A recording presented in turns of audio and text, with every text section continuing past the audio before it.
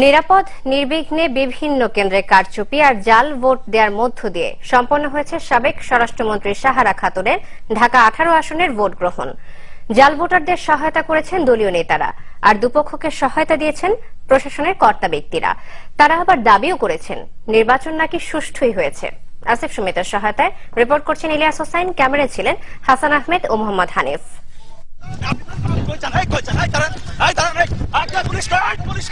Vote দিতে গিয়েও সাংবাদিক দেখে পালানোর চেষ্টা করছেন এক ভোটার। দৌড়ে পালানোর কারণ হাতে জাল ভোট, আর অপকর্মের সহায়তা করতে পাশেই রয়েছেন বড় বড় নেতাকর্মীরা। একজনের ভোট আরেকজন দিতে আসছে, ঠিক আছে, তাকে আপনারা চলে যেতে সুযোগ দিলেন, এটা কি বলা আছে আপনাদের আইনে? না, এটা বলা নাই। তাহলে ধরলেন না।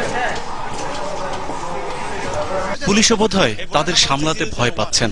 ওই লোকগুলো ভিতরে কেন ছিল? এখন আগে পরিস্থিতি আমাকে জানতে হবে, না জানলে আমি কথা বলতে পারবো না। জেনে চলে যাচ্ছেন, আপনি চলে যাচ্ছেন, আপনি দেখেন তাহলে। অনিয়মের চিত্র ঢাকা 18 আসনের 189 নম্বর কেন্দ্র উত্তরা হাই স্কুল।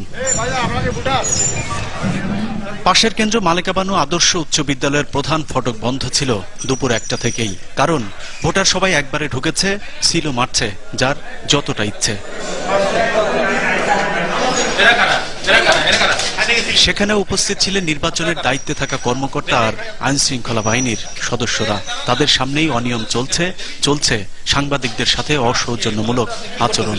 এমনি আসছেন ভোট কেন্দ্রে, এমনি ঘুরতে দেয়।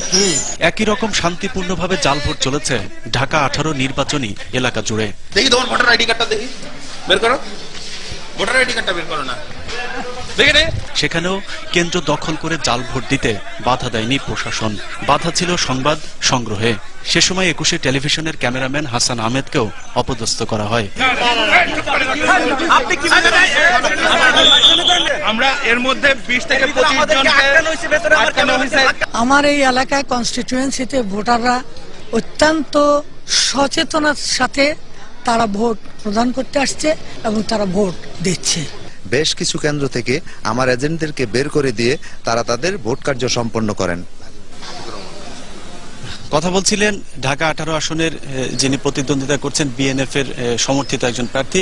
যে অভিযোগগুলো তিনি করছিলেন সে ধরনের অভিযোগ কিন্তু আমরা বিভিন্ন কেন্দ্রে পেয়েছি, এবং পুলিশ প্রশাসন বা নির্বাচন কমিশন বা প্রিজাইডিং অফিসার যারা আছেন তারা কিন্তু জাল ভোট বা এ ধরনের বাধা দেওয়ার বিষয়গুলোকে তারা নিবৃত্ত করার চেষ্টা না করলেও মিডিয়া কর্মী যারা ছিলেন তারা কিন্তু হাতে নাতে ধরেছেন।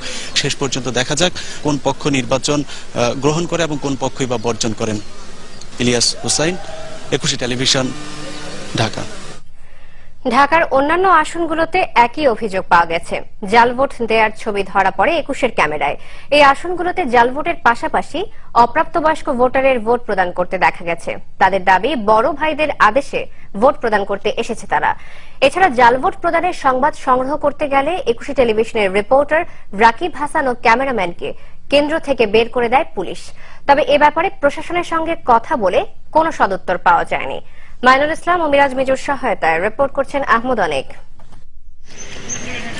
ঢাকা 6 আসনের কবি নজরুল কেন্দ্রে এভাবে জাল ভোট দেওয়ার ছবি ধরা পড়ে 21 টেলিভিশনের ক্যামেরায়। হ্যাঁ হ্যাঁ, কি কার্ড আছে দেখি।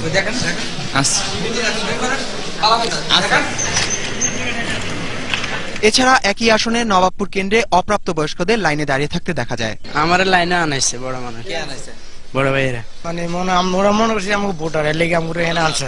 এদিকে ঢাকা 17 আসনের Gulshan model school and college কেন্দ্রে একই ব্যক্তি ভোট দিয়েছে বারবার। আরে আমার আমি ওনাকে হেল্প করার জন্য আসছি, এটাই। আইডি কার্ড ছাড়া আসি নাই তো, আইডি কার্ড আনতে পাঠাইছি। ভোটার সংখ্যার চেয়ে বেশি ব্যালট পেপার দেওয়া হয়েছে বুথগুলোতে। এছাড়া ভুয়া এজেন্ট হিসেবে কাজ করার অভিযোগও উঠেছে। না, এজেন্ট হিসাবে না, আমাদের এখানে পলিটিক্যাল বা আমি পলিটিক্যাল, তাদের দায়িত্ব তারা দেখতেছে, প্লাস আমরা সহযোগিতা করতেছি।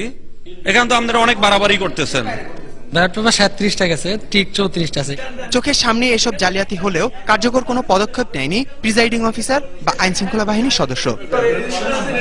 কারো চাপ আছে যে আপনি করতে পারছেন না, দায়িত্ব ঠিক মতো পালন করতে? না, এরকম তেমন কোনো চাপ নাই। একটা লোক আসছিল, আমি তাকে সে ওনার নাম আমি জানি না, আমি তাকে বলছি আমরা নিয়ম মতো ভোট নিব। একই আসনের ইসলামিয়া মোহাম্মদিয়া করাইল মাদ্রাসায় জাল ভোট দেওয়ার ছবি ধরা পড়ে 21-এর ক্যামেরায়। এ সময় বাধাপ্রাপ্ত হন 21 টেলিভিশনের রিপোর্টার ও ক্যামেরাম্যান। এ বিষয়ে কেন্দ্রের প্রিজাইডিং অফিসারের সঙ্গে কথা বলতে গেলে অপারগতা প্রকাশ করেন তিনি। আমি এখন কথা বলতে পারবো। ঢাকা 15 আসনের মণিপুর স্কুল অ্যান্ড কলেজ কেন্দ্রে ভোটার তালিকা যাচাই বাছাই ছাড়াই ভোট দিতে দেওয়া হয়েছে। ওইখান থেকে বললো যে আইডি কার্ড দিয়ে নাকি ভোট দেওয়া যাবে। আমাদের প্রিজাইডিং অফিসার বলেছেন যে আইডি কার্ড দেখে ওনার ইয়ের সাথে মিলে ফেজের সাথে মিলে দেখে। এখানে কিন্তু কোনো ভোটার সিরিয়াল নাম্বার লেখা হচ্ছে না, এখানে শুধুমাত্র আইডি কার্ডের নাম্বারটা লেখা হচ্ছে। এই দিক নির্দেশনা আপনাকে কে দিয়েছে? এটা নির্বাচন কমিশন থেকে দিয়েছে।